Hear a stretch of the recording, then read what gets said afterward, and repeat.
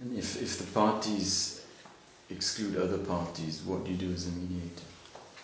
Your job as a mediator, particularly in these kind of conflicts where you are usually acting on behalf of the United Nations or the EU or OECD or the AU, your job is to push as hard as you can for an inclusive process.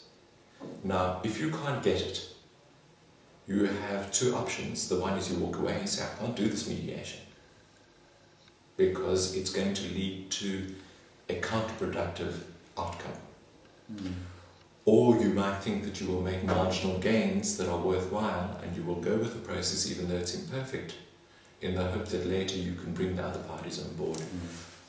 But that's a judgment you have to make in the situation. That judgment ought to be informed by historical experience. And the historical experience is that it's very difficult to bring parties on board later. Because once they've been excluded, they become even more paranoid and convinced that there is a conspiracy against them. They've often gone to war as rebels because they felt excluded and marginalized from governance. So to then be excluded from the peace process just confirms that perception. They're excluded because they're Protestant or Catholic or Jewish or Hutu or Tutsi, or because of their identity. And that fuels a very, very deep suspicion then of peace processes and peace agreements.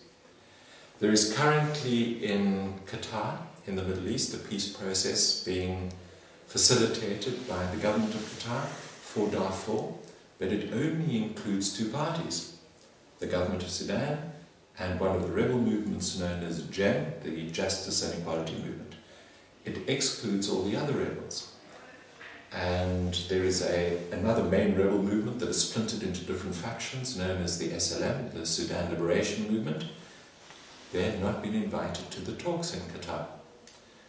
And they view these talks with immense suspicion. And if they were invited in 6 or 9 or 12 months to join the talks, I guarantee you they will refuse. They see this thing stacked against them. They think that the Qatari mediators are biased against them because they weren't invited in the first place. They think that the mediators are in a conspiracy with two of the parties, the government and JEM, who are plotting against the rest of us rebels. We are not going anywhere near that process. Guaranteed they would say that. So there's a great risk in leaving parties out and then hoping they will come in later. In the case of Burundi, every time one of the excluded rebel movements had to be brought on board and was willing to be brought on board, it insisted that everything be renegotiated. It wasn't willing to take the agreement that had been signed previously. All had to be renegotiated.